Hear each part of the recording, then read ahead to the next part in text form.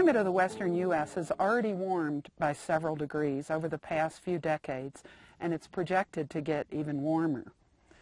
The changes that we've already experienced are putting plants and animals and ecosystems at risk like never before. So the Nature Conservancy has been spearheading this pilot project in coordination with the Gunnison Climate Working Group. The Climate Working Group is a partnership of public and private agencies as well as private landowners working to address the impacts of climate change in the Gunnison Basin. The specific problem in the Gunnison Basin is that there are these small wetlands in this sagebrush shrubland ecosystem that provide critical habitat for sage-grouse to raise their young chicks. So the purpose of this restoration project is to correct the downward trend in that habitat type due to erosion and drying out of the valley bottoms. We're using small handmade structures to resaturate the soils and stimulate the growth of that kind of vegetation and therefore increase the available habitat. Many of the projects that I've designed, such as this one, are designed so that they can be installed by hand. Streams fix themselves with sticks and stones, so we can make handmade structures using sticks and stones with a little imagination that accelerate the recovery of incised stream channels or gullies. Here we have a low rock terrace that we call a media luna, or a half moon, because it's built on the contour, has a half moon shape. And its purpose is to disperse water from the eroded stream system back across the entire surface of this former wet meadow. If we look down valley, we can see a plume of grass that's delineated by pink flags. Those pink flags show the edge of the current wetland, and with this structure we intend to disperse flow across the whole valley bottom and convert it all back to wetland or wet meadow. Wildlife species are dependent upon water during different parts of their life cycles. The Gunnison sage-grouse is no different. They're dependent upon these riparian or mesic areas during the brood rearing period and also later on in the summer for summer-fall habitat. These areas provide succulent grasses and forbs and also a greater abundance of insects for chicks to forage on, and then the faster that chicks can put on weight, the better or more likely their survival is. I saw this project as a means of having more water to grow more grass, grow willows, grow habitat that livestock would use, the cows and calves when we run them in the spring, but also help the wildlife that uses this area being able to stop the erosion that was going on in this stream bed where the water, when it was going down through there, would make an incision cut or head cuts, and they would get so deep and so wide that you couldn't ride a horse across them. So being able to arrest that type of erosion that was occurring will make it easier to manage our cattle. What motivated me to get into this project was the condition of the property primarily, and my desire to make it better. That's what motivated me to do it. This is an assemblage of two different homesteads that were properties homesteaded back in the 1930s, and at some point in time this property supported two families. If you looked at it today, you wouldn't think it was capable of doing that. It's too dry. There's just not enough stuff growing. But there is very clearly an old homestead and haying equipment still lying around where somebody was putting up hay off of this property that right now grows sagebrush. This project can definitely greatly enhance winter range for deer and elk if we can actually establish willow stands back into the system. We also have a great opportunity to improve nesting for neotropical migrants and some of those other bird species. Water quality should improve. the productivity of the site, just the amount of forage that's available for wildlife and also livestock to use will be better. And the overall abundance of water that's available should also increase. Well, this year we focused on private lands on 2 ranches in the Gunnison Basin. And our hope is that we can expand the project onto adjacent public lands as well as other lands across the basin in the future. So we hope to learn from what we're doing here to share with ranchers and other land managers so that they can begin to use these simple restoration techniques on their lands as well.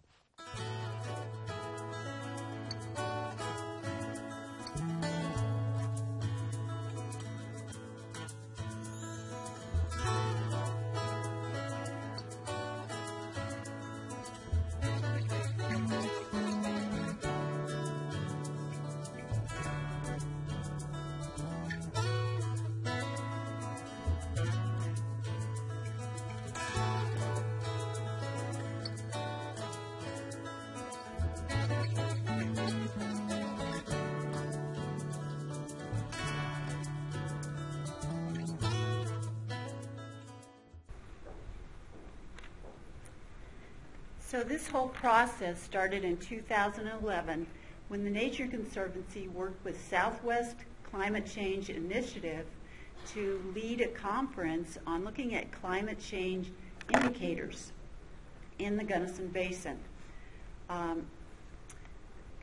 So they were looking at,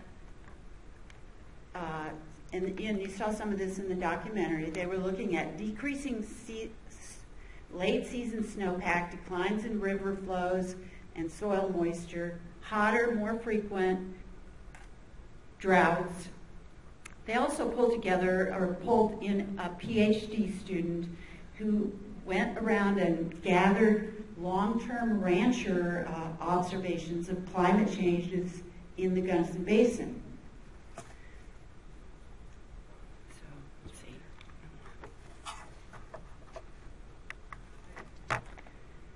So then they pulled together a vulnerability assessment of plant communities, wildlife habitat, plant species, and wildlife species. Gunnison sage-grouse rose to the top as a high priority for, say, a pilot project. They initiated a pilot project, and they focused on building resilience in Gunnison sage-grouse brood rearing habitat in low elevation riparian areas and wetlands. So the goals of the project were to restore 500 to 800 acres of riparian areas and to monitor the response. They also wanted to create some tools for land managers to be able to deal with climate change. They wanted to increase the resilience of brood rearing habitat and enhance the forests for insect production. And they wanted to increase forage for wildlife and livestock. In addition, they wanted to decrease noxious weed species in these little riparian areas. So the first thing they did was to gather GIS information. They pulled together occupied sage-grouse habitat, lek locations, how far these riparian areas were from the leks. They talked to land managers, what areas had some riparian issues. And then they hired Bill Zedike, who's a riparian expert. He wrote Let the Water Do the Work, and he's done a lot of work down in Albuquerque in the New Mexico area. So he and Renee Rondeau with the Colorado Natural Heritage Program did the ground truthing. They were trying to prioritize, figure out what areas to help restore. They were also looking at accessibility for volunteers. So when we started this to implement the project in a riparian area, we started on private land, and we needed a lot of volunteers. So we canvassed the community. We went to Western State Colorado University for students. And we ended up hiring the Nature Conservancy fire crew for a week and Western Colorado Conservation Youth Corps for week 2. So we also got, there were ranchers that were interested, agency folks too.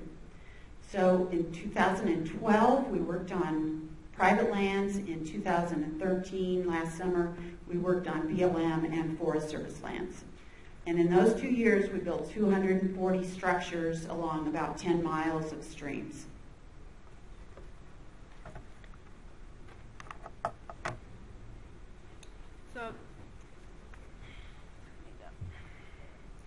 So the following methods were developed by Bill Zedike.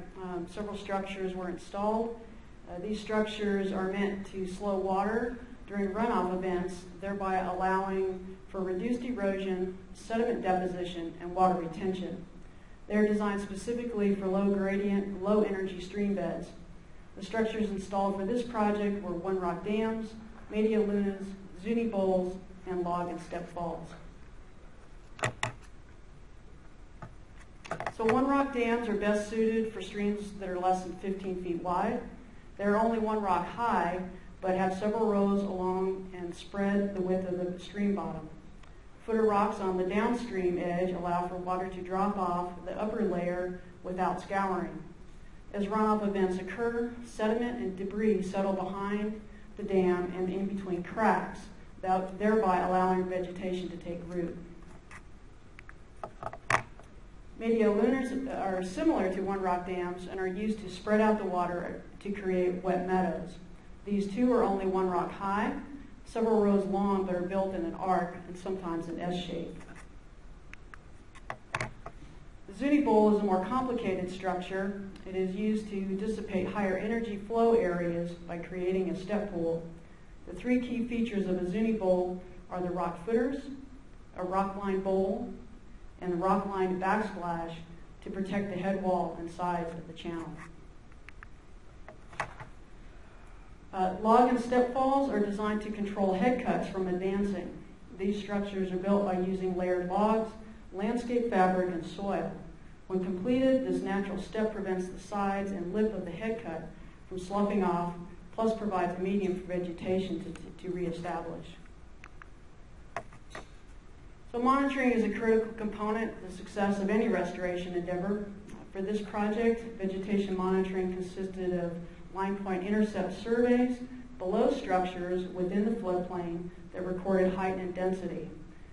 Also, sagebrush cover was measured using the same methods, and those were measured 15 meters on either side of the floodplain.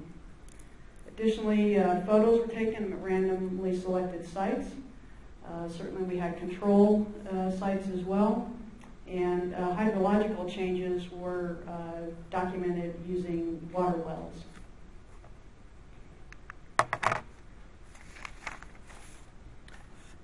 So here's some preliminary results from this project recorded between fall of 2012 and 2013. Although sediment deposition was not directly measured, we can see here by this photo and several other photo points that were taken that in fact deposition is occurring. If you take a look at the blue and red circles, you can see where in 2012 we see rocks, and then in 2013 some of those are starting to get covered up. Photo points also are indicating an increase of overall vegetation abundance. Here we see a before and after of the media luna. This is the wet meadow that you saw in the documentary. And here's a little more detailed photos, again before and after 2012 and 2013, an expansion of the carex species in this particular photo point. So overall, there appears to be significant positive response to the structures by obligate wetland species. The obligates seem to be increasing. We measured 13% increase at Redden Ranch and 20% at Wolf Creek Ranch. Sagebrush dieback is yet to be recorded, but we expect to see those results probably in 3 to 5 years.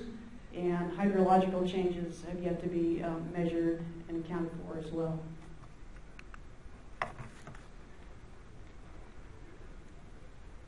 So what did we learn? We learned that our rock material estimates were a little bit off. We had a little bit too much rock in spots, but we will be able to use them in that rock in future years.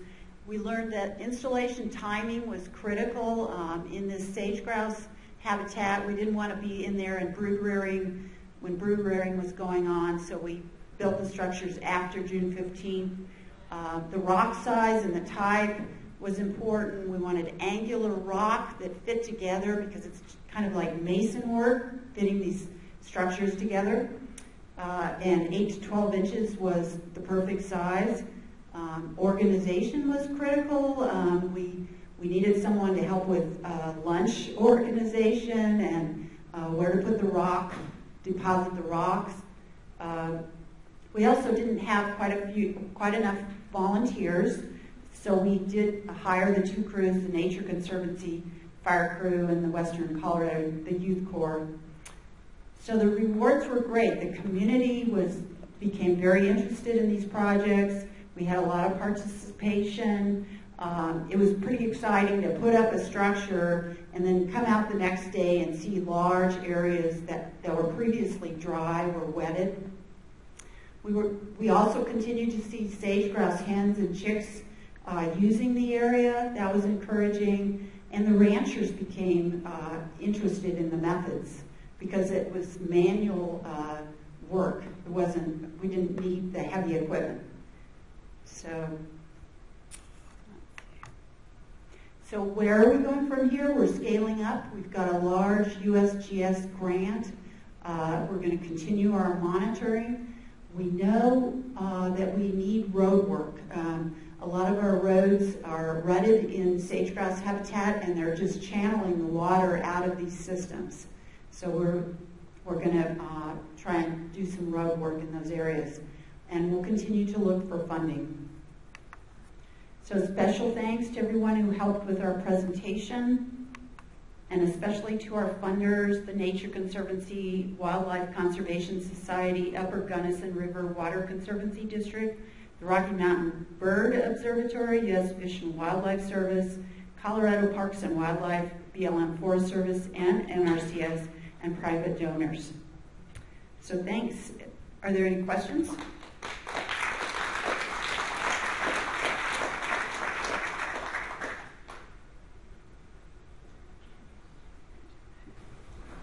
Thank you. Do you guys expect to see sagebrush dieback?